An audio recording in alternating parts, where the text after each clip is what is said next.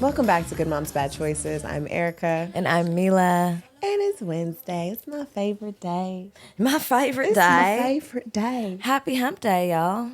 Happy hump day. I hope y'all are humping and fucking.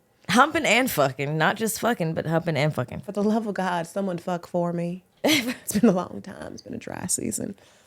Not a dry season. Very, very dry. It's parched. The pussy is parched. I wouldn't say the pussy is parched. The pussy is very wet. You can get if you get V vitamins, your pussy won't be parched. My V vitamins keeps my pussy very moisturized and activated, but the season of sex is dry.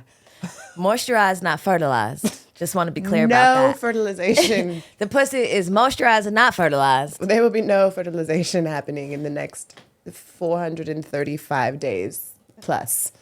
Do you remember that song? How you like your eggs? Fried or fertilized? No, I do not. You don't remember that? No. Why would anyone want their eggs fertilized? It was just a funny song. I was Like, were they talking about ovaries? Yes. How you like your eggs? Fried or fertilized? Well, why would I want to fry my ovaries? It was just a funny joke. I don't know. Okay, I'm just a question. Maybe if you don't want them fertilized, you fry them. That sounds like a hysterectomy or something. Oh, no. Yeah, no fertilized eggs over here. God, do you hear that? Dear Jesus. No fertilized eggs in the next 2 to 3 years. Please, God. Please, no, God. No. Anyway, I'm going to stop talking like this now. Is it because we're in Georgia? We're in Georgia. I don't think that people talk like this here. No, they don't. They talk like, what you say over there? How about what you say over there? You're going to go down to Central. I was like, What? That's how Atlanta people talk. You have to really listen. Oh, okay. We go down there, make a straight, make a left, then make a right. That's how I talk. I'm like, okay. Got it. I'm fluent in it because I used to live here. So if you need to be translated, just let me know. If Milah's going to let everyone know, and you've ever met her, that she lived here. She is a real Atlanta resident. She lived here for 7 years. I was a hot girl in these streets. Okay? Everyone knows. I went out last night. I ran into someone I know. You know why? I'm popping in these streets. You are a legend. I am. I'm an Atlanta legend. A vintage legend. If you're here in the early 2000s, 2006, and 7 years after that, you know me. That's like the late 2000s. Okay, well. Don't age yourself, honey. Oh, I'm not. People gonna think you were here in 01. No. We all know you were just getting into high school, maybe. No. I just got out of high school. Oh, In wait. 2006. 01? 2001. Oh, no. I don't know where I was in my journey then. Junior high? I don't know. Anyway. Don't be hating on me because I'm trying to tell everybody I used to be in these streets. I am bi-coastal. Well, anyway, what's up? Nothing, just being a New York Times bestselling author. Oh my God, me too, bitch. You too? Yeah, how does That's it feel? crazy. How does it feel? It feels great. It does, right? Yeah. I feel like a boss bitch. I feel like this, just for visuals.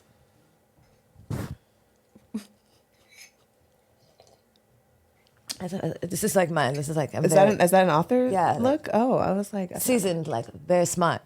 oh, okay. I write books and I drink tea. Oh. You like that? If you're not watching on YouTube, I really want to encourage you to pause right now and go to our YouTube so you can see whatever the fuck she just did. Shout out to our subscribers on YouTube. We love you guys. You guys show us love every week, and keep leaving comments, keep sharing, keep subscribing, share the reels, the shorts as they call them, I think, on the YouTubes. If you're just listening, you got to go to YouTube because we're fine as fuck. I know, and I bought a shirt that I'm going to return at Nordstrom's next week, so you should check it out now. Now that you're an author, you can't say stuff like that. She's keeping it. We're rich and she's keeping it. I threw the receipt away. You don't need a receipt at I know, Nordstrom's. I know. You don't need much of anything. You just need I to don't bring want it back. anymore. Even if it has makeup on it, they don't give a fuck. I wore this last night. I just want to know what they do with all the shit that they get back that's fucked up. I know, because Nordstrom has been... Do they wash it? It's do been they on the map for this reason for hundreds of They years. know it. They do this on purpose. But like, I don't know if it's good for taxes or whatever, but like they must have like an in-house launderer. Dry cleaner, Dry probably. cleaner, right? That like That just makes sense. cleans old, like shit that people bring back. I don't know. Okay, well. That would make sense, though. Let us know, Nordstrom. Anyway, How are you feeling? I'm feeling good. I'm great. I didn't go out last night, but I was still up when you came back. I was like, I'm gonna be locked out of the house, and then you're like, okay, it's like perfect. Yeah, no, I was up. I was hanging out with Samaya. Shout out to Samaya. Sexual Essentials. We're actually sitting in her content house in Atlanta, you guys. It's officially open, so make sure if you are a podcaster, a content creator, she has a beautiful, beautiful home with multiple rooms, multiple vibes. If you saw our episode with Samaya, we were in a whole other space, and now we're in a new space. So just definitely check out at SE Content House on Instagram and support Black women, you know? She got sets on sets on sets. She got sets on sets on sets. Yeah. But anyway, let's just get into it. Let's do it. I'm really excited, you guys, because we have a special guest today. We finally connected because I've been trying to get this bitch on my show for A long time. a long ass time since I discovered she listened to the show. I was like, you Every Wednesday. like, oh my This God. is how I knew to shut the fuck up. Because I know the drill. you hear that, YouTube? You see that, YouTube? We're It's a not podcast. rude. We're not rude. They're not rude. It's their thing. This is an audio show that has ventured to visuals. We are not rude, people. We actually talk to the guests before they even sit down on the camera. I know it's crazy to believe, but we're coexisting before this very moment. They gave me tea. Yeah. Well, I would love to welcome to the guest the amazing artist herself, creator, singer, songstress, actress, supreme impersonator, vocal impersonator. I don't know what else I'm missing. Mother, wife. Yes, I'm mother. Wife, daughter. Yes. Jade Nova. Hey, I'm so excited. This is so surreal. I promise I listen to you guys every single Wednesday. It's like my alone time. Your like, girl time? I'm serious. I have my headphones on. I'm juicing. No one knows what's going on in the house. I'm just cracking the fuck up. Like, so yes, this is surreal. Oh, I'm so happy you're here. That makes me feel so good that you listen and that you enjoy it. I do. I really do. I love that.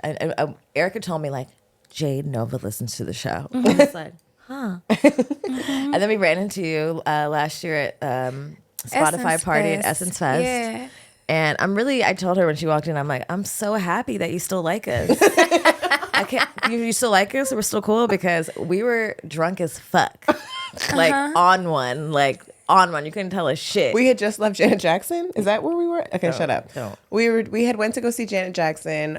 We took some magic mushrooms. Yes, they / did. also drank alcohol. We were at Essence Fest, so like I feel like when Black people get around like a lot of Black people, you get like energized. Well, see, the alcohol was kind of like beyond my control because no, it was because at Essence Fest, if you've ever been or if you've just ever been to New Orleans, you can't go there without becoming an alcoholic for the time that you're You there. literally That's can't facts. avoid it. Like it's Yeah. crazy. Like if you don't drink, like What are you gonna What are do? you doing? Like if you're not eating all fried foods, like I literally had to walk like a mile to find a vegetable. I went to a restaurant because I was like, where the fuck are salads? Then it balances itself out. It did, but I felt ill after Essence Fest. It took me Oh, about dang. 2 weeks to recover from that trip. It was intense. We also did the maximum amount. We like maxed Of out. shrooms? No, just everything. Oh. Like, Just like every event, every possible thing that we could like just do, every party, every bar, every person we could connect with. It was a lot.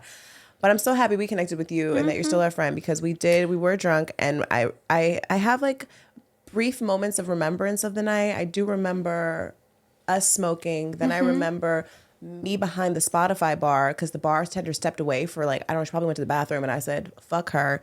I'm the bartender now.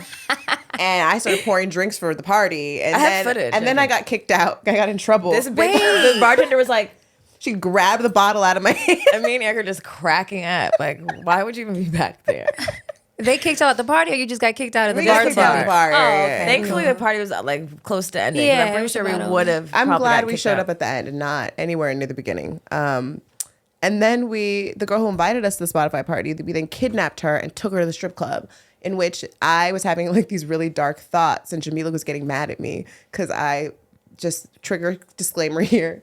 The strip club was like, where was it? Where were Pressure. we? Pressure Pressure with the good fried fish. the food was bomb at Pressure. Let's I just know. be clear about I that. know. But the vibes were strange, and it seemed like a wedding hall of some sort, and everyone was kind of just standing on It the was weird. edges. And I told Mila, I was like, "This is where people go to get raped." And she was Jesus. like, I was like, you are so negative. and she was like, "You're so negative." And she like didn't want to talk to me. Why are you being so negative? Get away from That's me. dark. My mushroom high went dark, okay? Yeah. I started seeing visuals. I was felt bad for the strippers. Like, everyone was on the edges. It was like just weird. It didn't seem like a celebration. It seemed like I mean, I've been there several times. like Tijuana, Mexico. I went there the other time I went, and like I'm saying, like the highlight is the fish. I don't know what the hoes are doing there. They're not doing much dancing. There's not a lot of money being thrown. It was too big. They needed to downsize. And then they have the nerve to be super ridiculously overpriced. Okay, let's not. We're Okay. giving them. We're getting like 0 sidetracked. Sorry. stars on Anyway, Yelp. thanks for being here with us. Thank you for having me. I wore this mushroom shirt because of you guys, because it's like commemorative of the first time I met you guys. Do you do mushrooms? I have done mushrooms and it's amazing. Yeah. I did. When was the last time? My husband and I were in Mexico. Yeah. that's and a we were vibe. just in the ocean, listening to Stevie Wonder, and then I cried. And then the lady who worked there was like, "You look so beautiful when you cry." Thank you very much. Thank you. Yeah, no, I've had a few trips. The mushrooms will definitely bring the tears. That's for sure. It'll also bring the love. Like if you're in love with someone and you do mushrooms, you're gonna be in love times 400. You're like, It's oh my facts. God, I really do love you. Girl, I was in love with nature. The water, I felt like a little mermaid, and Devin was just standing in the water like this. He's like, I am king. I'm like, why are you? He's like, this so I can just keep all the energy inside of me. I'm like, nigga, do you? It was like, meanwhile, you're talking. You're like, yo, it was great. I could just see you too. Dang, I should have bought y'all some of the chocolates I have. I have like 2 bars of mushroom chocolates Bring that I them to haven't Mexico. opened. Okay. Yes, ma'am. You're telling me to travel internationally with the It's just chocolate. You're talking to the smuggler herself. Teach me your ways. Well, I have Nature's Pocket. This is actually the first. I don't think you should put mushroom chocolates I in your don't think. pussy. I was telling her. Wait. Nature's Pocket is your pussy, by the way. Just so you Oh, know. I thought Just it was so a everyone brand knows. of shrooms. No. That would be a good brand. Nature's Pocket. Oh, so you I'm not putting mushroom chocolates in my pussy. Yeah, no. Probably weed. I'll put it in my vagina. Would you Yeah. put raw mushrooms in your pussy? might get high. I would take chances. No, you wrap it correct. You wrap it in a way that. that Put it in a condom. The more you know. Don't just say the condom because then bitches are gonna just put like straight drugs in a condom. They're gonna be smoking fucking spermicide ass weed. Listen, Like, there's instructions. These are all for entertainment purposes only. Correct. I don't smuggle drugs. Nothing happened of the sort. But if you were to, hypothetically speaking, I mean, you're authors, so you guys can create these. So hypothetically speaking, if you're gonna do it, you need a couple Ziploc bags. You need to remove all the air out of them. You need to roll them like a burrito. Mm-hmm. Then you need to roll them in some paper towels to soften them. And then you take the burrito, rolled Ziploc bag, covered in paper towels, and then you pop that into a condom. And then you tie one side of the condom with the air out. Don't get the air in. That's the hand gestures for me. And then you tie it like a balloon, and then you insert it. You put lube on it or something? Well, you know, this condom already has that weird smelly shit. Yeah. Okay. And then you put it at, I mean, if you need lube, I've had to use that when I had to take a lot one time. Again, this didn't happen. This never happened. And then you have a little tie hanging. And then when you get to your destination, preferably when you're, it depends how you're feeling. I've done it in the air. I haven't done it. You could do it. All right, you figure it out from there. Then you remove it. Figure it out from there. Cough. I don't know. I've had people contact me in my DMs like, hey, can you tell me how to... Well, in the theme of all of this is a good mom's guide to, this month's theme is a good mom's guide to not necessarily stuffing weed in your pussy, but all things, other things. All things. All things, other things. But yeah, I'm really excited to have you on the show this month. I'm excited to be And here. as we dive into our book, which is out now, you guys, A Good Mom's Guide to Making Bad Choices. It's officially out. Make sure you pick up a book for you, your sister, your mama, whoever. Your cousin. Your cousin. But Jade, I don't know that much about you. Oh, so shit, that's why I'm here. I want to get into it. Let's do it. Where are you from, Jade? Tell us. I'm from Cleveland, What is Ohio. your origin story? Cleveland, origin Ohio. My story. origin story. My mama and my daddy. Lay down. Yes, they had sex. I'm from Cleveland, Ohio. Yeah. Have you always been how did you get into, I guess, entertainment and music and writing and being an artist? Was it something that you were into as a young child? Yeah, like both my parents are pretty musical. And then I was in a girl group from the time I was like 8 to 18 years old. Oh, really? Yeah, it was really intense. What was the name of the group? Oh, God. It was called, I didn't name it. I was the child. Total Package. That was the name of it. Okay. Yeah. So, you know, we did all the stuff that girl groups do minus the success. And, yeah. Was your mom like Tina Knowles and House of Darion? No, she was you not. You don't have an obsession with House of Darion. You clearly do. No, I was obsessed. Do you remember the little outfits? Hoodie from that Beyonce had in the Irreplaceable video? Like, I wanted it so bad. Is there fur on it? Yeah, the fur on the hood, and I wanted it, and it was sold out. So like, I bought it off someone and gave them like double. It's such a stupid thing, but yeah. No, I was in a group, and then it was a weird time with the industry. That was when you hadn't had to go through the major label system. There wasn't much social media, so I was sort of turned off from the industry because it was very much a controlled space, telling me what to wear, telling me the songs that I had to sing, telling me how I had to act. So it really fucked me up. Honestly, I'm still like have some residual shit from the way that you had to present yourself, or don't eat that, and like at 12, you know, it was a lot of shit with that. But then, so once I got out of that group around 18, 19, I started writing. That's how I felt like, okay, this is the way I can get my foot in the door with music without having to be an artist or a puppet. And then a few years later, I met my now husband at a writing camp. It was like a Rock Nation writing camp. And he's like, yo, like, why aren't you an artist? And, you know, so we just started working together, used social media, and that just changed my whole shit. Like, we've been working ever since. I love that. Yeah. Like, took control of your career. Yes. I remember, like, those days, too, because I was telling you off camera that I used to work at Geffen. Yeah. And I just remember, like, just the machine and just the control and, like, artists not having any say on the songs. They couldn't even write their own songs, even if they had the talent. Correct. It was like, no, we've commissioned these people to write for you. Yeah. This is your artist expression. So, yeah, I mean, that's like, I guess, the blessing of social media is that it really has allowed creatives to really take control of their creative process. Mm-hmm. Team independent artists by choice. No desire to be in that major label system. Well, it's like robbery. They own you and they steal your voice. Yeah, and they take your masters. Yeah, like the Little Mermaid. Yeah, I was thinking Little Mermaid. I was thinking that, like, just like Little Mermaid. Like that's what Ursula. that movie was really about. Yeah, stealing her industry. The industry. Ursula taking your masters. Ursula is the major record label. Ursula is the man. Absolutely. So you guys moved here together to Atlanta? No, so I had just moved to Atlanta. I met him like 2 weeks into moving here. And he lived here already? He lived here. He was already here a few years. He's from Georgia. Yeah. And did you guys know initially like that it was solely a work relationship, or then you knew from the gut, like the jump, like this is romantic? I knew. I mean, we were friends for a while, but I was very much attracted to him. He's 3 years younger than me, though. And like my relationship before him was a dude who was 14 years older than me. So it was such a huge contrast. I'm thinking like, I could never date anyone younger than me, you know? But yeah, I was into him. He was not into me that way. Really? Yeah, I made the first move. I remember we went to a restaurant. We went to Roussan's. If you're in Atlanta, oh you know my what I'm talking about. I fucking hate Roussan's. Yeah, no, I do now, for sure. I didn't know anybody. We were like 22, 23, 24.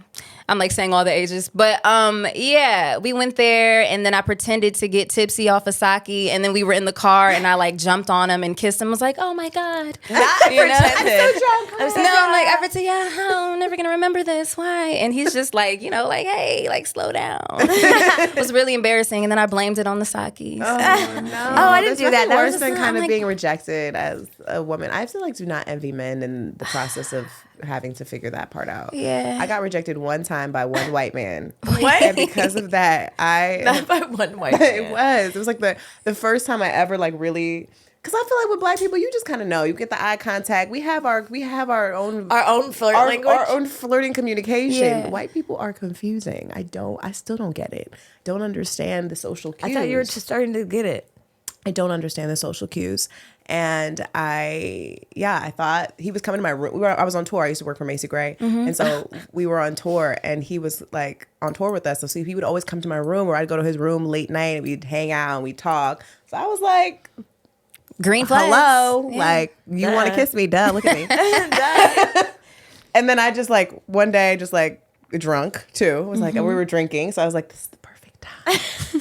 And I leaned in, I tried to kiss him. He was like, whoa, whoa, who, whoa, whoa. Man. And I was like, whoa, whoa. What did you say? What do you do? I was like, oh, sorry, my bad. I don't know. Sorry. Okay, I'm gonna go to my room. So Yikes. Wait, and he worked on the tour too? After that, oh my God, this is why this was traumatic also. Now I'm having flashbacks. Yikes. So we were also on tour. He brought his friend who was like an Indian guy, a short little Indian man. He was a really nice guy. He tried to pass me off to his brown friend after that. Like, you guys are the same color. Yeah. Like, he might was like Australian. him. I should have known that. Because Australians, They don't have a lot of exposure to black people. They low-key racist, but yes. Low-key. We don't have to high-key. No, Like just all Australians? they don't know they're racist because they don't There's not a lot of see- black people yeah. there. But the black people that are there, they've like... I can't forget this out of my mind. Like every time Erica, I've never been to Australia, but she went and then she's like, everybody kept asking me if I was Serena Williams. No. And I was like, what the fuck are you talking about? She's like, seriously, there's no black people. They just assumed that I was like, but Serena? Like of all the celebrities? She was like, yeah, like several people.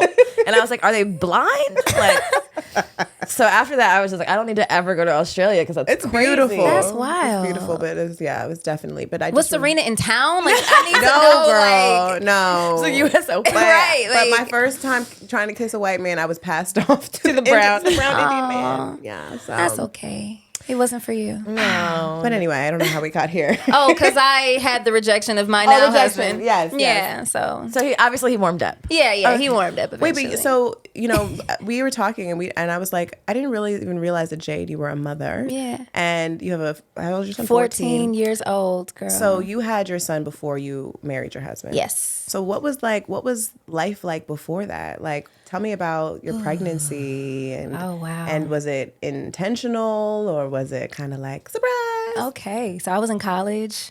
I was about to be engaged to his dad. And, Engaged in college? Y'all crazy. Was he the 14-year-old, the guy who was 14 years older than you? No.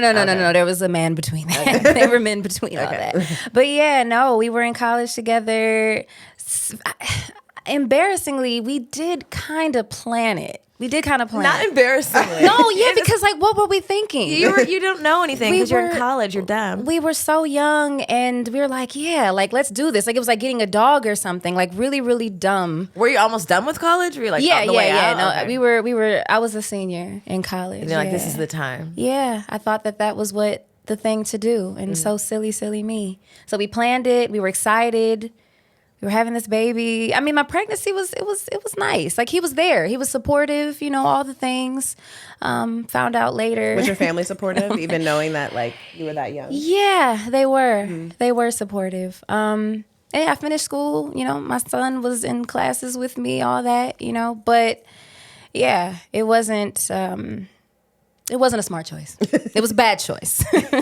I mean, I'm so grateful for my son. I'm so grateful. I've heard you guys speak about this kind of stuff. I think that like when we as mothers like share our like indiscretions around like the choices we made around birth and having a child, we often feel like we need to defend ourselves in ways and make sure people know we love our kid. Like, don't worry, we're glad we're here, but it's okay to like have regrets. Yeah. And it's okay to like To be like, I was dumb. Yeah. Like that was a dumbass decision. It was a really dumbass decision because you don't I was pregnant when I was 21 years old. Like I had just got this freedom over my life and then I just gave it away. Like, and then shortly after, I had our son. Like we lasted maybe a year and then we broke up and like, this is so crazy because I never really talk about this relationship. And, I appreciate all that he does for our son and, the support that he gave me after we broke up.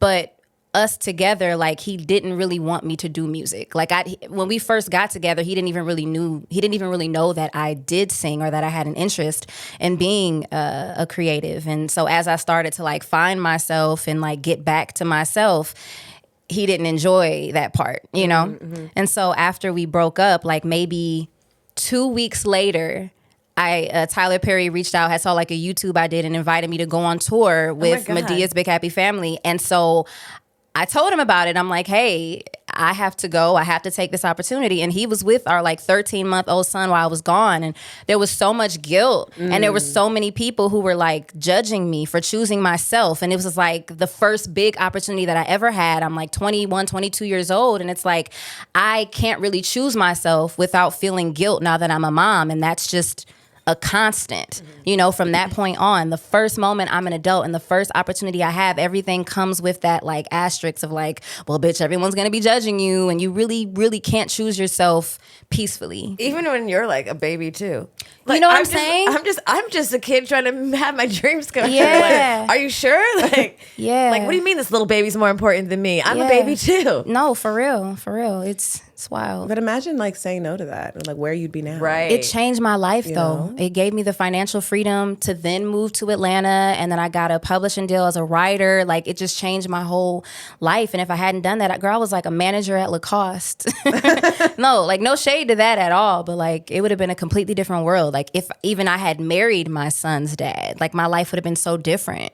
That's so crazy, like to think about like the alternate journey that could happen, you know, when you're like, I just like choosing yourself is so fucking important. Say that again. Choosing yourself is so fucking important as a woman. Like it literally can change your whole trajectory. And like it's like those moments, you know, if you let guilt or shame fuck you up, you may have a whole different path. And I'm so grateful that even though I was young, I knew even then that the people who were discouraging me from choosing myself were people who were projecting their own fears. Who didn't choose did themselves. not. And then the crazy thing is, those are the same women who complain so much about not choosing themselves. It's the weirdest thing. It's like, you guys want me to do the shit y'all did, and you're shaming me for doing what you didn't do that you wanted to do. Like, it makes no sense. Well, I don't think people, when you project, you don't even realize that you have resentment or anger or like jealousy in a way, envy in a way that like it's just like in nature to you, because like, damn, like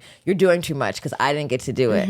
And like that guilt and shame that comes with motherhood is like, it's just like, here's a baby, here's your shame and guilt. Oh yeah, you get them together in a little blanket. They swaddle that shit. They swaddle it. Baby, shame, and guilt. Here you go. And don't you dare choose anything outside Smile. of this. You know? If you choose yourself, you're a terrible human being. You're a selfish bitch. You're a selfish No, bitch. period. It's wild. Wait, my coffee. Is your coffee? I think it's coffee. Yeah, no, it's true. It's really, I never thought about it like that. It's like this little cute package of babiness, shame, guilt, confusion, joy.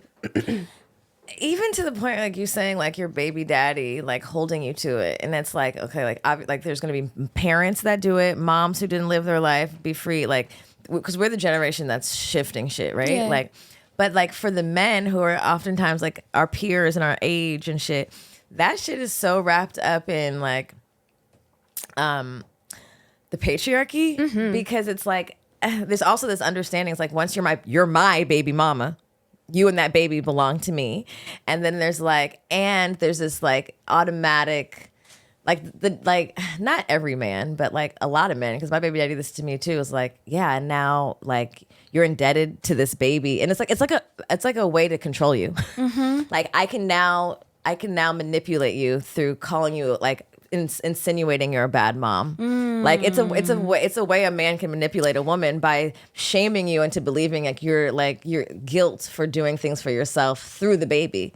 You know what I mean? And the crazy thing is, like, if it were reversed, like if my son's dad got an opportunity to travel, it would be like, just be at home he's with a the- provider. Yeah, like right. he's a great father. You're playing your role. Yeah. This is exactly the role that you've chosen for yourself. Yeah. It's wild. It is wild. It's wild. So after that choice and coming back, like what was the state of your relationship at that point? With my son's dad? Yeah, like I mean, it was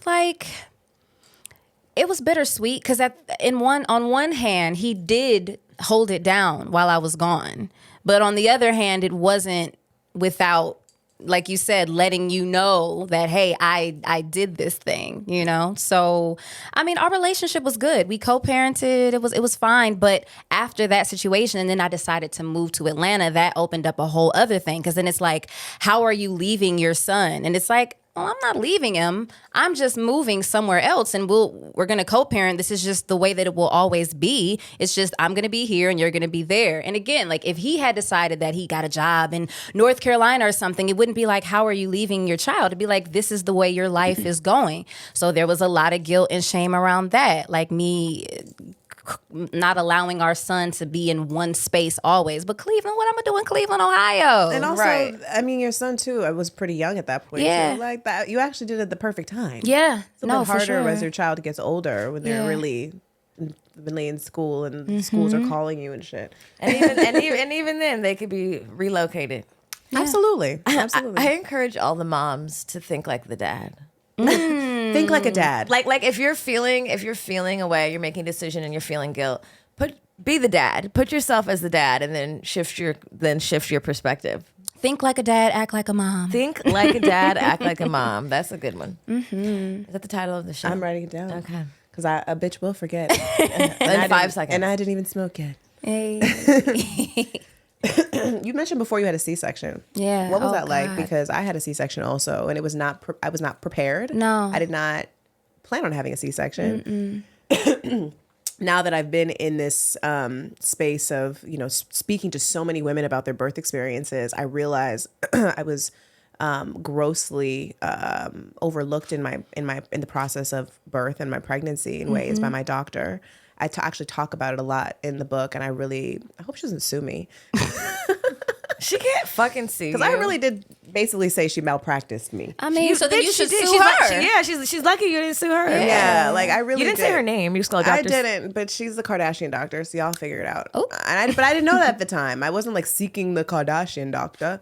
Like my friend's mom worked at Caesars, and she was like, she's amazing, and she was cool. She was cool until like now looking back, she preyed upon my naiveness because I did not have any friends with children. I had no blueprint of what advocating for myself looked like. I was scared.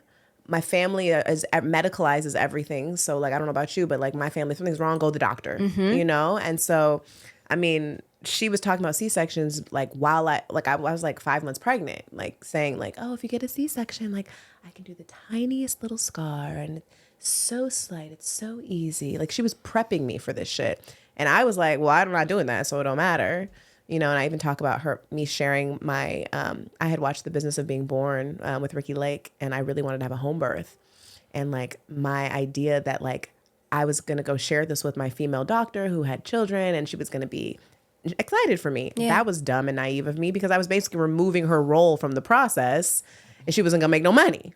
So she was like, bitch, do you know how many dead babies I've delivered? And I was like, whoa, okay, well, I'm a terrible parent. I'm already like ruined. I'm already stepping into this role in a I guess in a selfish way, trying to have this experience at the sake of my child's safety is what I basically felt like she was projecting onto me. And then my C-section experience it wasn't that she did a bad job at all. That wasn't even it. It was just like, I was not prepared. No one told me, okay, so this is what happens afterwards. Whereas I've talked to some women, maybe, I don't know, I want to hear your experience, but some women were like, oh, it was great. It was easy. It was horrible. It was horrible. And I think I have a very similar situation. Like I didn't have as much education or even thinking about alternatives to traditional medicine of like a home birth. It's so crazy because if I were to be pregnant now, it would be a completely different experience for me. Like the drugs they make you take, all these different stuff that they do in Western medicine is like kind of wild. And you're right, they're incentivized. Like they make money from giving you a C-section. And they took advantage of me being naive, like you said, not really having a blueprint of anybody that I knew who was having kids. And like 3 weeks before my due date, she's like, oh, your blood pressure is a little high. I think you might have toxemia. And I'm like, oh, I think you might. Yeah. I'm like, oh my God, what is that? And I'm just like, that's crazy. And she's like, yeah, we're probably going to have to take him My tomorrow. little young ass. Yeah. Your young, healthy ass. You know what I'm saying? Yeah, she scared me and made me feel like I had no other choice. And I didn't even fight for it. I didn't consider that there was an alternative or like, maybe we can wait this thing out. I'm like, oh, okay, cool. Well, they say like your baby could be in danger. You could have a Yes. seizure. You could die. Yep. Your baby could die. And then immediately like, okay, well, do what you have to do. Correct. Yeah, I thought we were gonna die, so I did it, and it was the worst. The recovery was horrible. I was doubled over, and then I had an allergic reaction to the medication, so I'm vomiting while I have this. Oh God, Girl, painful. no, it was the worst. It was the worst. So yeah, I would not recommend. I would not recommend it. I know. Before we started talking about this, we were talking about like if we would have second children. Hell no.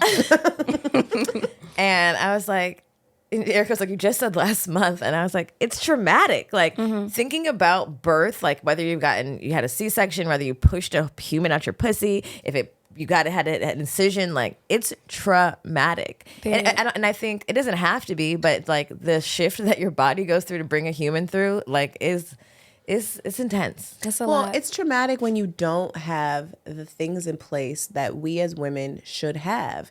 You know, like there is no real true before and after care of pregnancy and birth. Like for the women that have had these incredible birthing experiences and these beautiful support systems and, you know, packs, like mud packs orgasmic birth. for the C-section scars. Yeah. And, you know, just like the celebration of you and this new birth of you. And like, I think that there can be a lot of beauty in it. Unfortunately, once that baby comes out, you're kind of discarded and the focus is on the child. Yep. You're like, okay, well, thanks for your services. Figure it out. They're like, here's this icy pad. What do I do with this?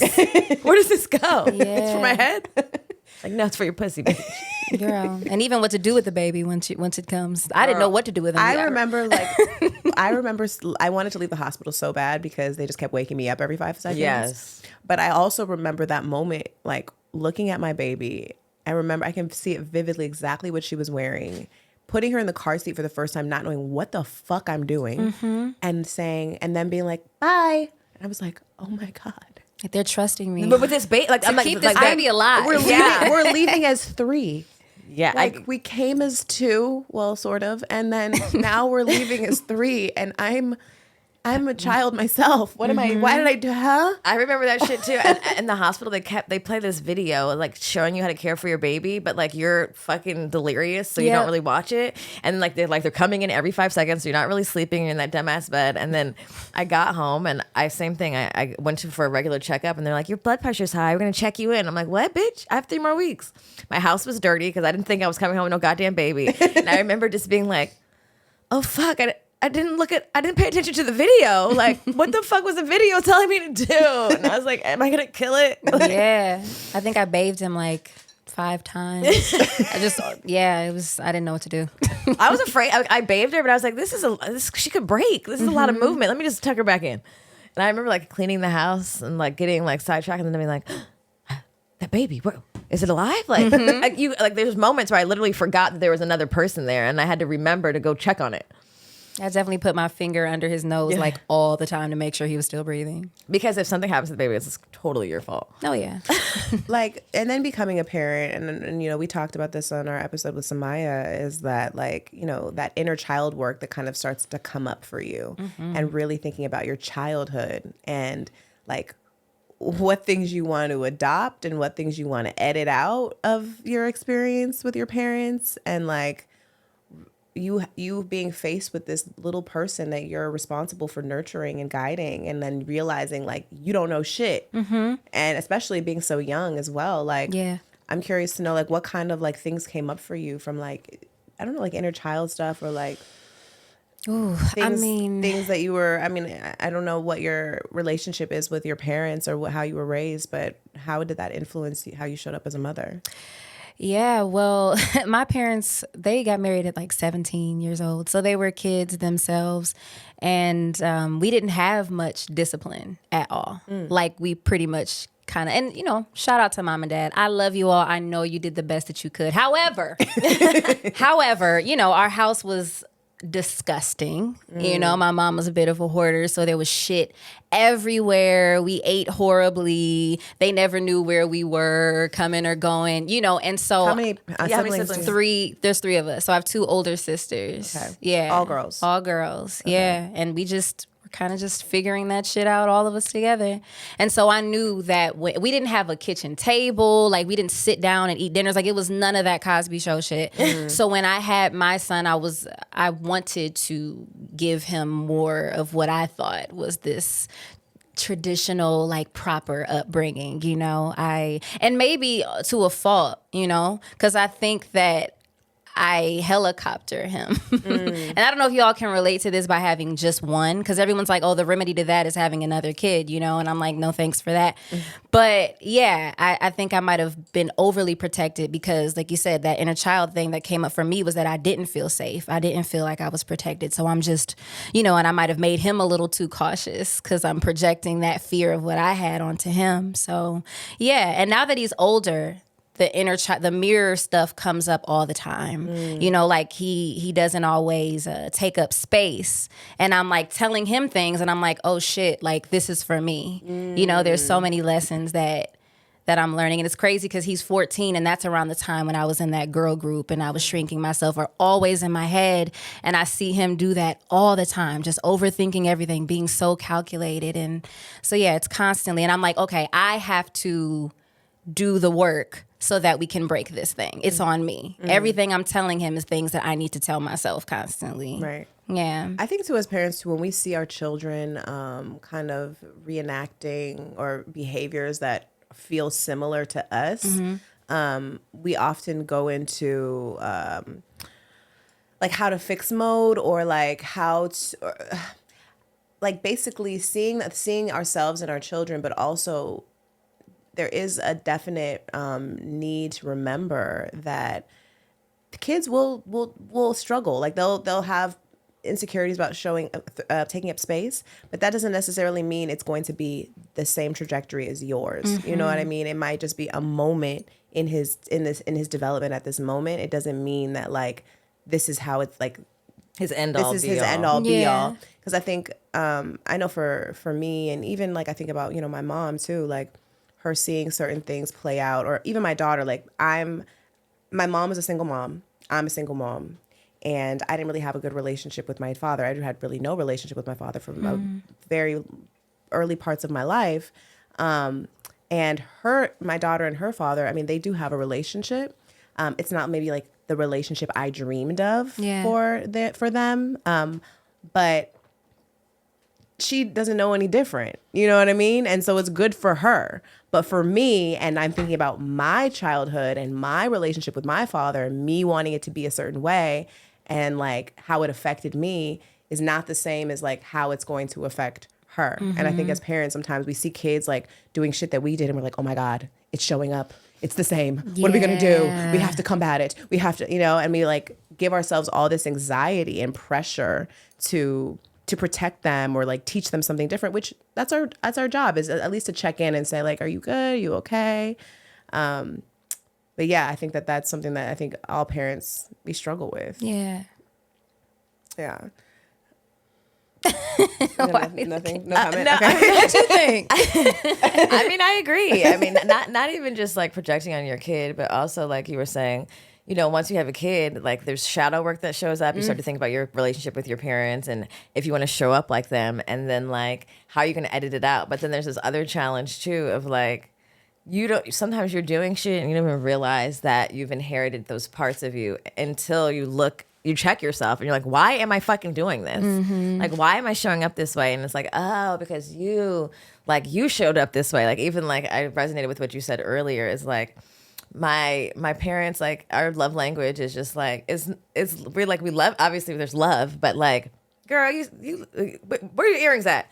Hey, ugly. Like that's how we talk. Girl, hey, literally. ugly. Yeah. And it's like that's our like love language also, but it's like, it's almost like I'm going to talk shit to you and put you down a little bit, but you know I love you, but I'm not, you know what I mean? Yeah. And so like with my daughter, I'm not like, I wouldn't say I'm like a super tough mom, but like I will talk to her like I'm talking to one of y'all, like, girl, don't fucking play with me.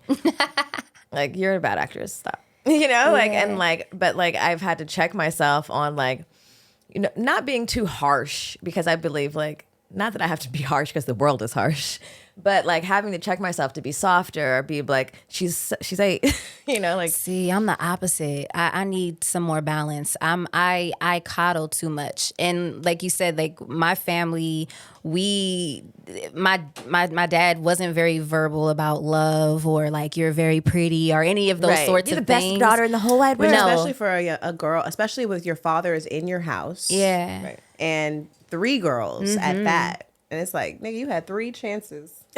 Yeah. But he had his own social anxieties. Like, Right. you know, and like he just didn't, he told me like not long ago that hearing I love you in the house is like something he only thought happened on television. Like he didn't, that's just how his mother was. And my grandma, she's a horrible person. I'm sorry, she's still alive. Grandma Betty is a horrible person. Sorry, Grandma, but you are, and you know it. Like she's. But I mean, that's her life, and I'm sure these experiences hardened her. But I couldn't imagine growing up in that household. So he's just going through his own stuff. But then, like for me, I overly like, oh, I love you. Are you okay? And my husband's like, yo, you have to like relax. Like he's a young man now. Like you still kind of talk to him like he's a baby, and I'm overcompensating for that, you know? Did you have the conversation with your dad or with your mom? Like, listen, I realized like in our household, you didn't do a lot of I love yous. And did he was like, well, that's not what I got. So you've had the opportunity to have this conversation. Yeah, I had this conversation with him. I think the first time he finally said it,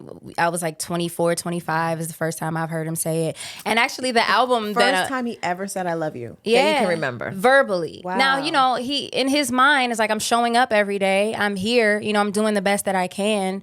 But yeah, the first time I heard it out loud, and I think, well, the first time I heard it, he put in a card. He wrote it, and I'm like, holy shit. I'm like, did you write this? You know, it's kind of weird. But yeah, I was in my like mid to late 20s, and now he says it. But when he does, he says it uncomfortably. It's like, I love you. It's like, it'll happen. Like, seriously, it's just this. Like it's like a singing, jokey yeah, shit. it never is just like I love you. You know, it's just very like uncomfortable for him. And I get it. Like that's just my dad, you know.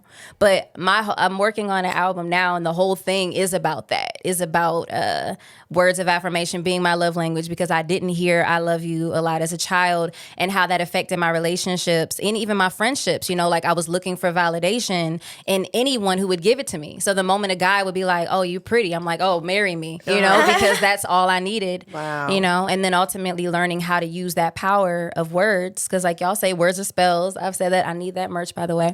But yeah, using that same power on myself, and that I don't need anybody to do it, that I can do this very thing for me. And that's the message. Is called Where Have I Been? Like, where have I been all my life? Like you know? you for yourself. Yeah, like yeah, fuck yeah. getting like affirmed outside of me, but like I have the power to do that for myself. Absolutely. That's powerful. I didn't even think about. I mean, I have thought about that, because it's like it feels awkward to say nice things to yourself. Yeah. Me and Erica did like 10 minutes of like talking really affirmative to each other. It was really uncomfortable and weird.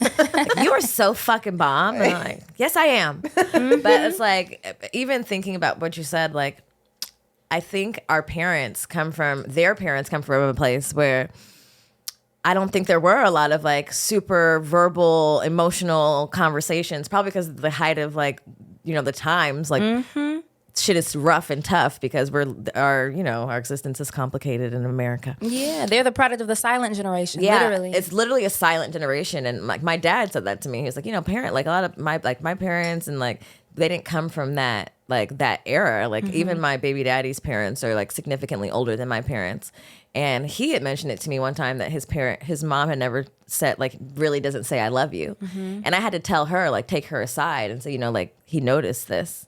And then I noticed her start to say it, you know, and he would say it and she would just hang up the phone. And I noticed that, and I had to let her know, like, you know, he said this to me. And then I noticed her trying to integrate it. But it was interesting, like, it may be a generational thing. It's just like and it's like, why would that be uncomfortable to tell your kid you love them? I know. It's like so strange, but it's like because it's implied. And if it's implied, and if you haven't received that, then it's difficult to offer it to someone, even if it is implied, and even if you think like, you know, I love you.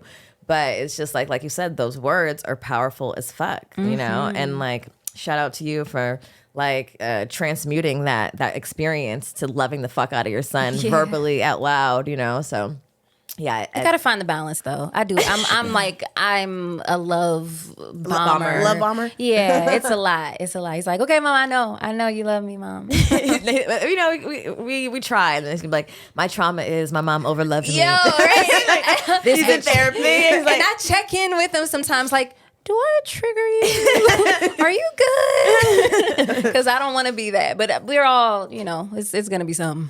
yeah. It's true. It's true. I'm curious to know about the transition into, you know, having your son and then meeting your husband and him kind of taking on this role too of being his father and what that was like for you and your son. I don't know how old he was when He was 3 when we got together. So he was relatively young. I mean, it's interesting because my son's dad isn't like a deadbeat dad. Like, he very much is present in his life. But my husband is also very much one who, if I'm going to do something, I'm going to do it all the way. Like, he is textbook Aries. So even before we got together, he was hesitant because he understood that if he got with me, it was a package deal. And he wanted to make sure, like, even back then, that if I do this, that I'm doing this the right way. So he adopted that whole I am the father as well sort of way of navigating our dynamic, like, right away. And so for me, it was like, it's an interesting balance because on one hand, I have my son's dad who's very much present, and then I have my husband who's very much present. And so sometimes I feel like I get lost a little bit in trying to make sure that everyone's, you know, it's like Feels a minefield. Exactly. And so I feel like I have had to work on not shrinking myself and my desires in this whole experience because there's 2 very strong alpha males, and then I'm raising a son too. So there's a thing of like, well, I guess they know, you know, and so just getting lost in it. And Does your son call your husband dad as well? no, he calls him Devin, and he calls his dad dad. But Devin calls our son his son. When he introduces him to people, this is our son. Like, right now, he's coaching our son's team. You know, like, he's very much all the things that a dad should be, you know. But yeah, it's just interesting trying to balance all of the pieces. Does your son like allow him to take on? I mean, obviously, I know he's coaching him right now, but has there been I guess like a period of time in which maybe your son kind of rebelled and was like, "You're not my dad." I'm curious because I know for me, as like I grew up with my stepfather, and definitely I had those feelings. I think even more so because my dad wasn't showing up, and I really wanted him to.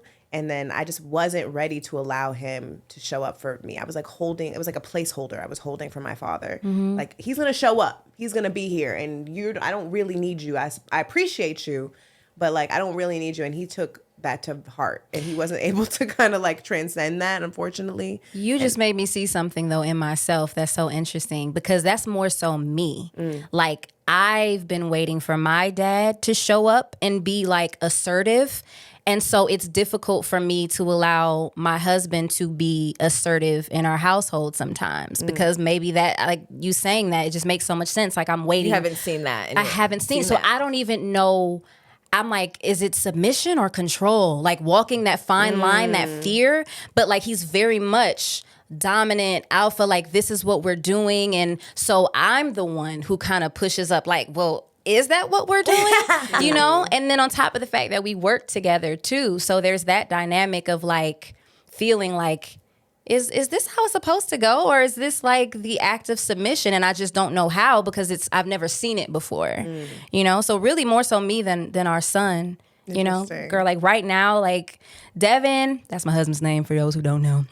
But Devin, he is very much on this health journey. Like, he wants to be raw vegan eventually. And I think this is, girl, you took a deep breath and I'm there. Like, and we did a cleanse together and it was beautiful. I love how y'all both sipped at the same time.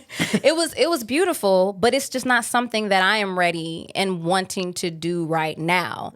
But my husband, you know, he's very much in that space. So if we eat something, you know, and we're all plant-based in the house, mind you, but he's like, I don't want to do gluten anymore. I don't want to do brown rice anymore. I don't want to do anything fried. I don't want to do anything processed, you know, and I'm Like trying. that's everything that we have in America. You know, and we need to move. We're starting up, so we're building a farm? Okay. Yeah, no, like, and it's not that far from like we need to grow our own Food, stuff. right. Like, yeah, like he's very much, that's the trajectory. That's where he's trying to go. And this is sort of the first time that we're not like eye to eye. Like normally we're just coasting, like we're going vegan. We're moving to LA. We're moving back to Atlanta. Like everything's always in alignment. And so now it's really showing up for me, that rebellious thing of like, well, I don't know that I want to. And then he's like, well, I want our son to. Well, like, how do you get to make this decision? This is my son. This is, yeah. And so I'm sort of like rebelling because I feel triggered in someone leading me somewhere. Damn. You know, it's kind of wild because at the end of the day, I think to myself, like, well, damn, he wants me to live longer. Like, he wants to be married to me for a fucking long wants me to time. be healthy. You know what I mean? He wants me to like drink water. And I'd be like, you know, Kool-Aid. you know what I mean? Like, it's wild though. So yeah, I mean, I'm grateful, but this is the first time we're kind of like not in alignment, and I'm just like really triggered by someone trying to make me do something great.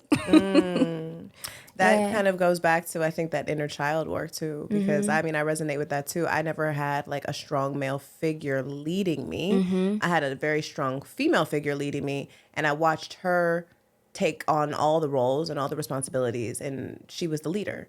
And so I've adopted those principles as well, and it has not served me in relationships at all because I've literally had no blueprint for the alternative. Yeah. And, you know, I've really had to fight against myself and the triggers of like, I'm not a docile bitch.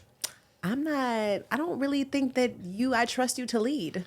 Like That part. you know, and like, yeah, you made up a few bad choices. So nigga, I don't know. But then again, bitch, so did you. Yeah. So like, but like it's been very difficult for me in relationships to allow a man to be a man in ways. And I've heard that from multiple men. I would say my most recent relationship is probably the most soft I've been. Yeah. And I enjoyed it. I was like, okay, I can do this. This feels Until you nice. fuck up. And then, but inevitably people, you know, they make mistakes, and then it's like, ooh, not falling back into that mindset again. Like not allowing people's fuck ups and their discretions or indiscretions to like harden me and make me revert back to this person or revert back to these habits that I know have not served me and I know are not going to serve my child. And I don't want her to see, I want her to see mommy was, you know, she was powerful. She was patient. She was humble. She was strong, but also like she let a man lead. Yeah. She let her man lead. She let her man make decisions, and her man made good decisions, hopefully. But it's literally fighting against myself. Like everything in me is like, this feels wrong. Is it wrong? It feels wrong. Yeah. I'm with you. Yeah, I think also like if you've been in a relationships where you've been led by niggas that didn't really deserve to be leading, Yeah. or you've backed down from yourself in ways, and then it's like you're in relationships and you're triggered by the people trying to lead you, or you've never seen it or whatever, and it's like we also have to be conscious of like what we're asking for and if we're ready to receive it, you know, because obviously we do want men to come, we love men and, you know, we want to be married and we want a man to take a strong position and know what to do and lead. And then it's like, when that happens, we're like, wait, hold on, this is uncomfortable. Like, what the fuck do you mean? You know, like, what are you? I think it's also like humanizing the man too, because he will fuck up. Oh, He will for lead sure. you astray at some point, and then not holding him to this mistake. Like it's the whole of him. And weaponizing it. No, I mean, You know? I humanizing is a good word, but it's true. It's like, he's not a fairy tale. This is a real human, and there are going to be flaws, and just like kind of accepting that and like letting your guard down. Because they are learning to be leaders. They are not born just knowing how to lead a bitch. You know? And we expect that in ways. We're like, okay, well, Do it you right. want to lead me, then Lead me, don't nigga. make no mistakes, nigga. Like, show up and be the head of the household and make all the decisions and da-da-da-da. And it's like, that's an immense amount of pressure on a man as well, even if that's the role that they chose to take, and that's the role that society made for them. But like, they will be flawed leaders at times. And it's so wild though, because like with Devin, like, he is very much a natural born leader, and he has very rarely led us astray. Like, he like, invest in Bitcoin. I'm like, thank you so much. Or like, do this, or, you know, purchase Bitcoin, or do this thing. Like, he is very much, he hasn't really fucked up in the leadership department. I think it's also because I had a child so young, you know, and then I got married, you know, young-ish. And then I'm looking back, and it's like, I never really had an opportunity to just have full autonomy over my life. And so that's what I mean when it's like that thin line between submission and control, because I don't know what life feels like navigating it, making my own choices. Me saying, okay, I want to be raw because I want to be raw, not because my husband thinks it's the greatest thing in the world and I'm going to try and like cater to this lifestyle because, you know, we're a unit and we're a family. You know, or I may not take this job because I have to consider my child or consider my husband. You know, it's just, I've always been considering someone the fuck else. And you're like, I'm going to consider me. What the fuck do I want to do? You know, and I don't know what that looks like, because like I was saying earlier, it's like my son's dad, my son, and my husband. And I'm just like, where am I in this? That's why I'm like, I need to go to your retreat. I need like a week to not have to like consider anybody else, because I don't know what that looks like. Most women don't. Like, that's the crazy thing. Like, most adult women don't. And like, even if you had like, because, you know, like that brief time in your 20s, which you did not have. No. You probably weren't. You had no whole phase? No whole phase. Oh, I had a whole phase. What? Honey, college was my whole phase. So freshman to junior year. You got it in. Those 3 years were strong. We got it. They were strong. And then you planned a baby. I'm retiring. I'm retiring. Why are you bringing up The whole shit? phase is over, and Get me now we're pregnant. having a baby, everyone. Totally normal. Yeah, I didn't get it. It wasn't long enough, my whole phase. No. I didn't have an adult whole phase. Right. When you're smarter. I mean, yeah, the pickings are slim. It's not as much. It's not as fun. Really? It's not fun? It's not as hoey. Do you think a whole phase is like it's a requirement for women? I think so. I think so too. I do, because you know my thing was like, I don't want to be like 45 trying to hoe it out, like, Because then it's kind of like, but then it's like, bitch, you late. Well, you might never get the whole. I'm just saying, some bitches just never get the whole phase at all, and I'm just wondering if that is that bad for them? Like, some women don't desire a hoe phase, but I just urge you to try and tap into it, because you may one day desire it and then be like, fuck. I'm maybe late to the party because I thought you have to really dissect why you don't want to have a hoe phase. Is it because someone told you that you're gonna be a hoe forever? Like, is it religion? Because Drea said you can delete your hoe-ness. And You said who said? I've got to see. Is this a tweet Drea? or is this on camera? It's on camera. Okay. You don't remember this? No. Girl, she said it. I mean, and I agree. But I do. I think men get the opportunity to explore their sexuality freely. Yeah. And women are shamed and guilted. And then this is a whole big thing. So, I mean, I don't, not everyone, but like 99.9% of people, I think, should explore their whole phase. My aunt told me that. I went to school here. Before I went to school, she was like, you have to go to black school because you're around too many white people, and you have to go hoe it up.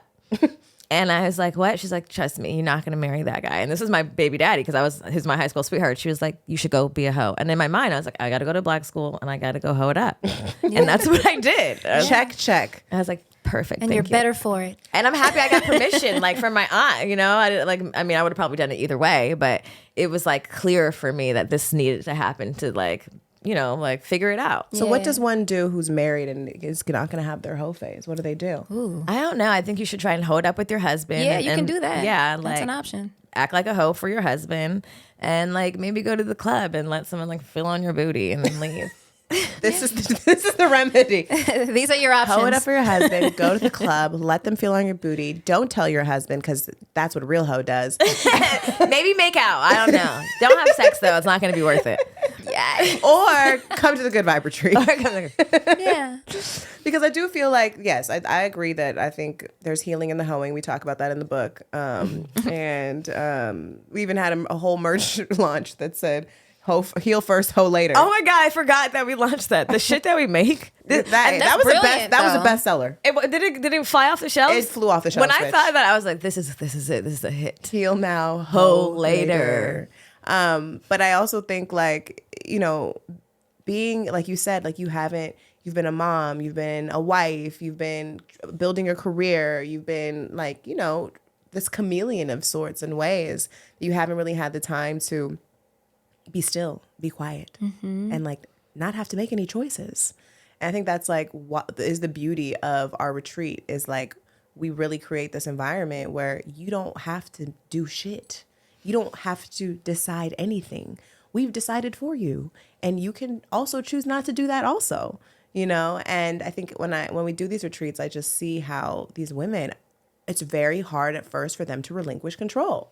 They must know every step of the way what is happening. Who is my roommate? If that's what, you know, if they've chosen to, you know, do a double occupancy room, who is my roommate? What are we doing? Even though I sent you the schedule, bitch, look at the schedule. Like, what's the, like, what can we expect? Like all these things. I'm like, girl, just surrender. Yeah. Just be still. Just turn your phone off.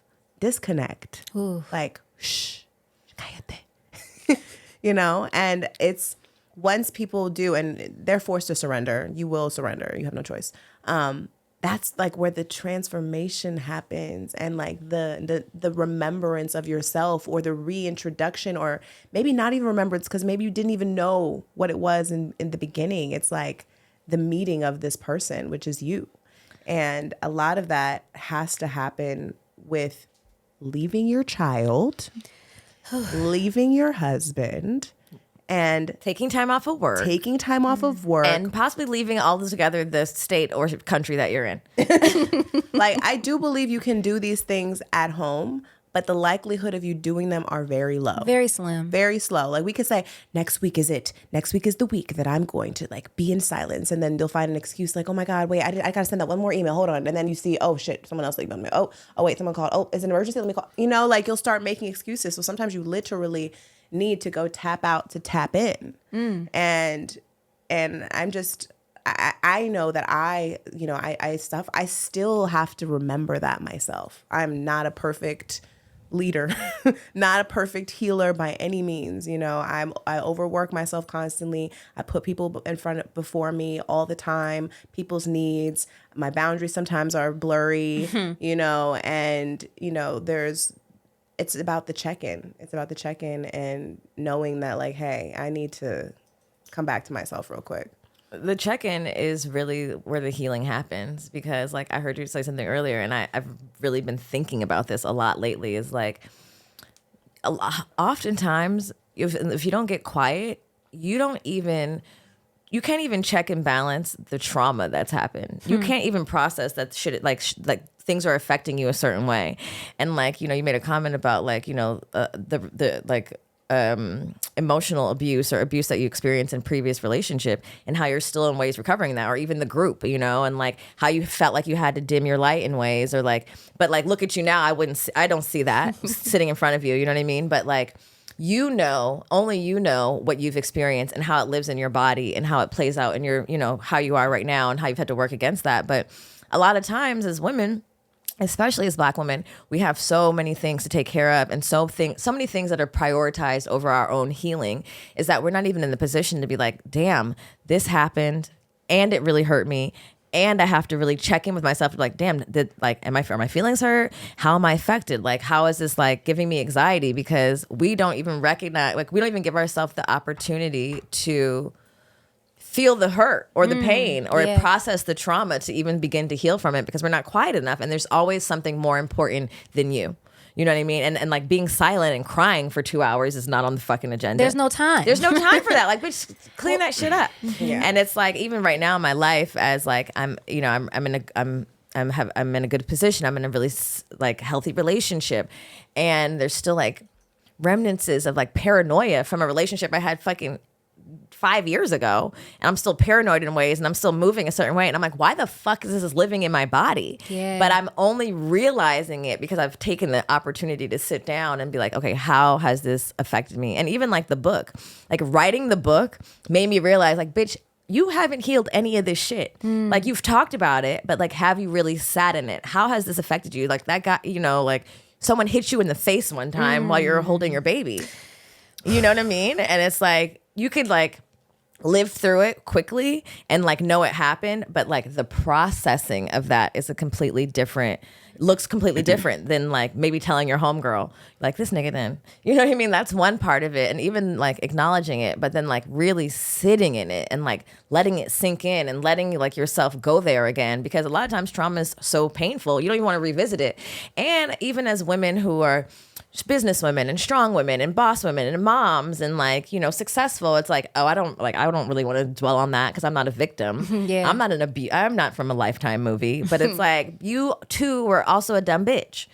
And like I was a dumb bitch. I was a dumb bitch. Hi, I'm Jamila, and I'm 5 years free of being a dumb bitch.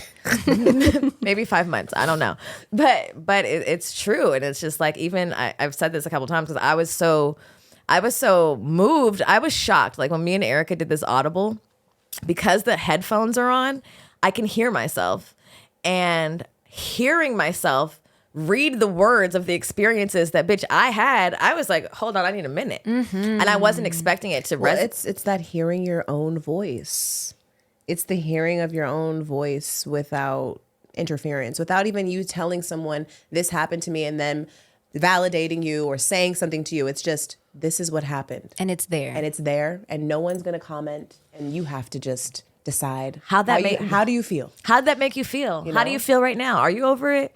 Like, where is that stored in your body? Like in your chest, in your stomach? Like, why are you crying right now, bitch? I thought you were over it. And then I was like, I guess not. You know?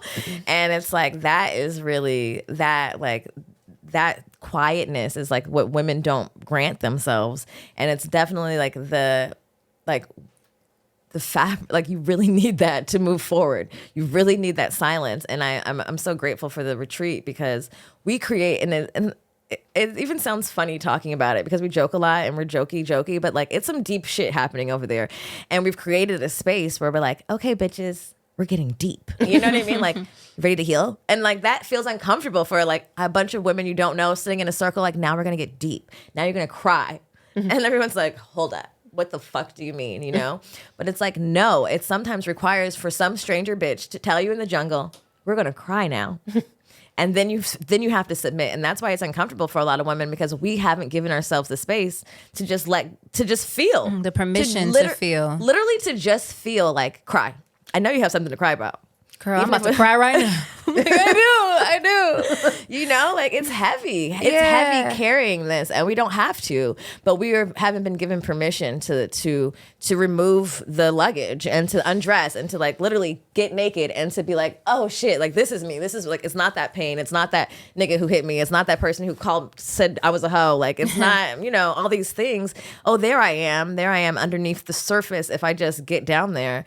But we're so like distracted, and sometimes choosing distraction because it hurts to heal. It does hurt to heal. It hurts to heal. But the other side is so much better. It is. And it's a constant journey. Like, and you can't be a soft woman if you don't really like go through the healing. Like you can't be vulnerable. No, you'll just be hard. A hard ass bitch.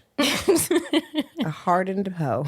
a hardened hoe. Hardened hoe. What was like the last straw for you? Like, was there a last straw, or would you guys just cordially be like, okay, I'm going to be famous. Catch you later. I'm moving. With my son's dad? Yeah. Ooh, it was really, we were in our apartment, and I was just sitting there, and I said, are you happy? And he's like, nah. I was like, yeah, I'm not happy. Like, maybe we shouldn't get married. Like, what are we doing? Right. And we just kind of gave ourselves permission to choose what everyone, you know, the opposite of what everyone expected us to. And it was such a thing. Like, you're not going to marry your son's dad? Like, oh my God, you have this opportunity. And I'm like, no, I'm not. Not this opportunity. No, seriously, because they're like, you know how many people would love to be able to be married to the person they have a kid with? And I'm like, well, more power to them. And how many people are unhappy? So just unhappy. Following that fucking prototype? That's crazy. But that's literally what family members said. You know, knowing some of the trauma that we experienced in our relationship, despite the fact that we just weren't good together, that I could not be self-actualized in that relationship at all, you know? So I knew, and I gave us permission to choose ourselves, you know? And I don't know, granted, I don't know if at the time he was truly ready to let go of that, but I was. And I promise you, the moment I made that choice, everything just Opened start. up. It was like, oh, there you are. Now I can. Well, the universe will start blessing you in that way when you Yeah. choose yourself. There's literally that's never going to be a bad choice. We talk about that in the book too, about like sometimes people wait for relationships to blow up in their face for them to be over. Yeah. And then sometimes, you know, like we interviewed this girl, her name's a Bird's Papaya, and she talks about how she decided to leave her husband on a very uneventful Wednesday. And it was just like, I'm done. And it wasn't like anything crazy happened. It was just like, we're not happy. Yeah. And then when making that choice, but then like how like the peanut gallery comes in and they're like, they're not there. They're not with you day to day. Nope. They do not know how you feel in your body day to day. They do not know the way your husband has ignored your pleasure, or the way that you're not pleased sexually, or you don't feel heard. They just see you show up at holiday events and smile with your kid and take these cute pictures and that you're married and and that you did they're it married right. and you did it right and you crossed off the boxes. They're not there. So, you know, it's such a personal choice. And I mean, I commend you for making such a big choice at such a young age. Thank you. For No, real. I'm so grateful that I called it. It's not popular for women to choose their happiness, so you have to really be adamant about it. It's almost highly discouraged. Yeah. It's like you are third, and who cares if you're not happy? Is your baby happy and fed? Well, Jade, I know we got to get out of here, but there's 3 things I want to get to, because since you listen to our show, Yes, I do all the time. I know that there's something that you probably have heard, and I feel like we should do it because it's going to be fun. Okay, let's do And it. we've had, a little heavy conversation. Let's lighten it up a little Yeah, bit. let's do it. Let's play Trigger. Yay! So you guys, if you don't know, you've never heard of this game. Trigger is a game we play with our guests, and we just say one word and they say the first thing that comes to their mind. So just don't overthink it and just go for it. Okay. Bet. Ready? Mm-hmm. Spit or swallow? Depends. Depends. Okay. What day it is? Yeah. Edibles. Nice. Religion. A construct. Masturbation. Awesome. Non-monogamy. Natural. Mushrooms. Fun. Childhood. Your childhood. Traumatic. Beyonce. The queen. Cardi B. You know I love her. Oh my God. I'm going to get it out of you. Her major goal. Love language. Words of affirmation. Worst choice. Ooh. Oh my God. You said don't overthink it. That's a big question. I mean, I'll keep it light, like not getting locks sooner. I mean, I love it. Pet peeve. Being corrected. What's your sign again? Gemini. Okay, that's right. Pisces moon, Cancer rising. That's a lot of It's a lot of water. Yeah. Watery. Favorite position. Doggy style. Whole face. College. Bad habits. A lot. Most toxic trait. Messy. Hairy pussy. And I mean messy, not like, ooh girl. I mean like I will leave my clothes on the floor. Do you think that's because you grew up in a messy home? Perhaps. Yeah, it's just easy. It's like, what do you mean there's chaos? It's fine. It's fine. normal. I know where everything Yeah, is. I see nothing. What chaos? Everything looks clean. Yeah. You said hairy pussy. Hairy pussy. Not for me. I like it nice and clean. Period sex. I'm getting better with it. Acting or music. Music. Hard no. Difficult. Celebrity girl crush. Ooh, there's so many. Oh my God. Who am I like obsessed with? You guys. Oh. Yeah. Celebrity guy crush. Guys, who's my celebrity guy crush? And I'm not going to be like my husband.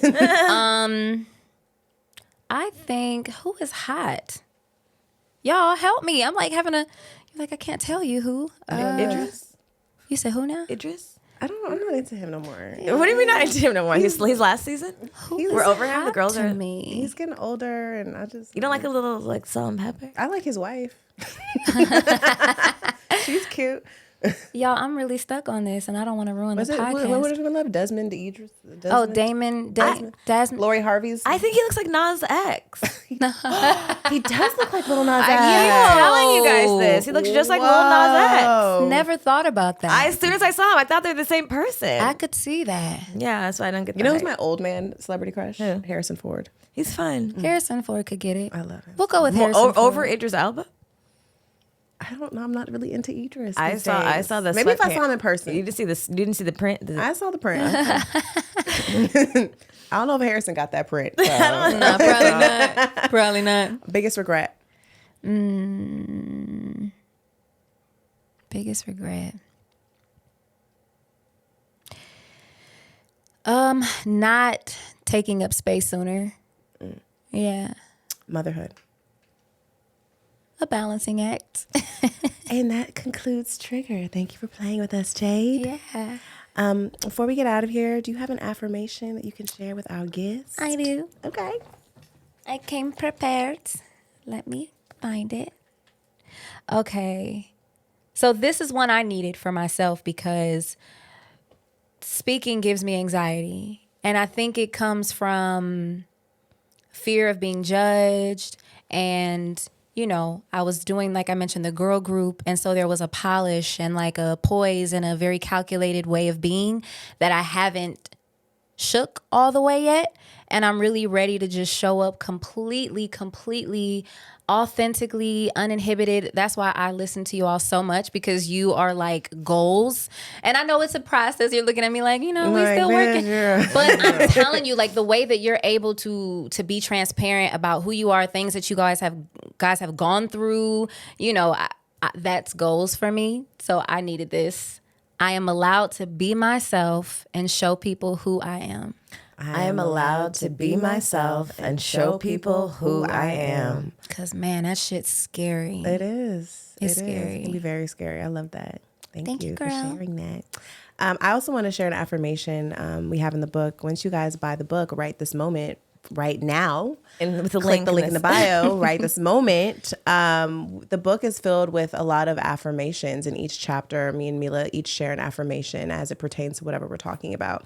And in the chapter titled Post-Traumatic Baby Daddy Disorder, Oh, girl.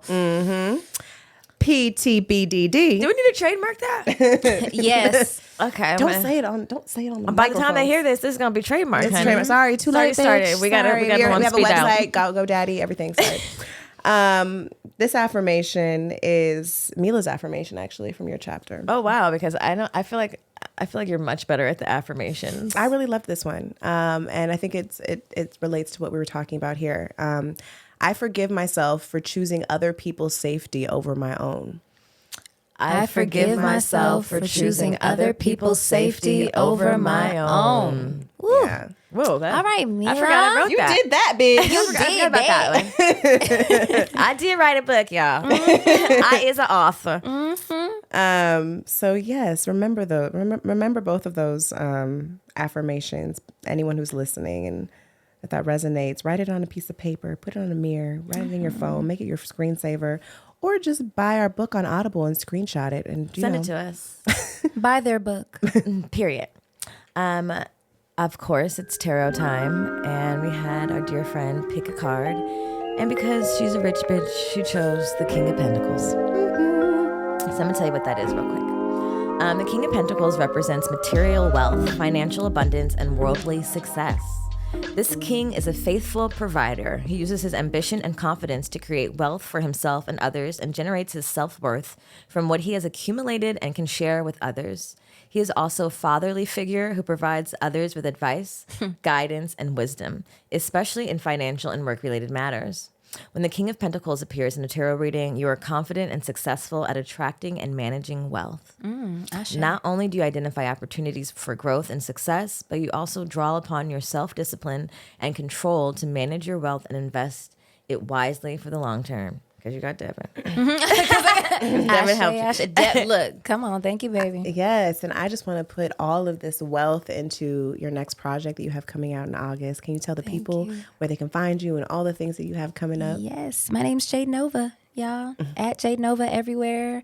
I have a new song out. It's called Butterfly, which is honestly so in alignment with all of this. And my album, Where Have I Been, will be around very soon. So stay tuned, y'all. Yes, I can't wait.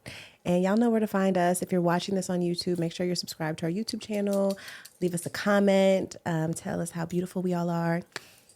Only nice comments, please. I will delete you. I will curse you out in the comments. When people are responding in the comments, it's me. It's me. I'm the one responding. I get the YouTube alerts on my phone, so don't. And she'd be like, "Did you see?" She screenshot them. See what this bitch said? I'm like, if you don't stop. Mostly they're good though. If you haven't rated and reviewed us on Apple Podcasts, please do, because all these white podcasts got like 11,000 reviews, and I'm like, how the fuck we been doing this for 5 years and we ain't even broke 2K? Come on, y'all. I really need you to go and leave us a rating and review. It takes 5 seconds, and it really, really helps, and it really, really matters. So please do that. Also, you heard us talk about the retreat. We have one coming up in July, 2 dates, July 5th, July 12th. We're taking you to Mexico, Sayulita, Mexico, also known as Pueblo Mágico, the magic pueblo, because we're some magical bitches over here. Period. The property is gorgeous. It's ocean view, every single room, all inclusive, minus your flight. And there's just going to be a lot of magic and beautiful experiences, lots of healing, lots of fun. So this is the summer trip you've been waiting for. Everything's in this episode description, so make sure you check it out. Follow me, my personal page, at Watch Erica. And you can follow me at Milah_map. And I know you heard us talking about the book all fucking month and all fucking episodes. So please, you guys, support us by buying our book and supporting 2 Black women authors. It's our first book. It means a lot to us. So thank you.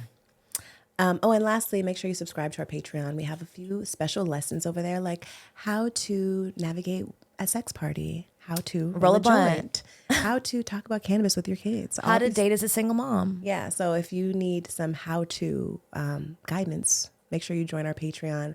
That's patreon.com/goodmomsbadchoices. And we love you, and we'll see you next week. Bye. Bye.